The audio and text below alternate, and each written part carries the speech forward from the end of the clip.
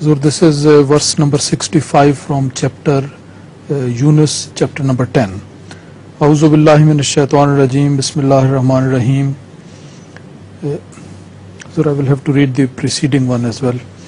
Ala inna awliya Allahi la khawfun alayhim wa la hum yahzanun allazina amanu wa kanu yattaqun lahumul bushra fil hayatid dunya wa fil akhirah la tabdila li kalimatillah zalika huwal fawzul azim. The translation is, behold, the friends of Allah shall certainly have no fear, nor shall they grieve. Those who believed and kept to righteousness. For them are glad tidings in the present life and also in the hereafter. There is no changing the words of Allah. That indeed is the supreme triumph. Also, what is the significance of لا تبديل لكلمات الله? What is the significance of the word لا تبديل لكلمات الله? There is no changing the words of Allah. That is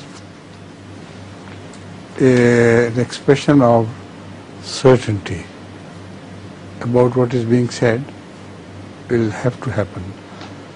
So here, this in fact is a prophecy about the ultimate victory of the Muslims over others.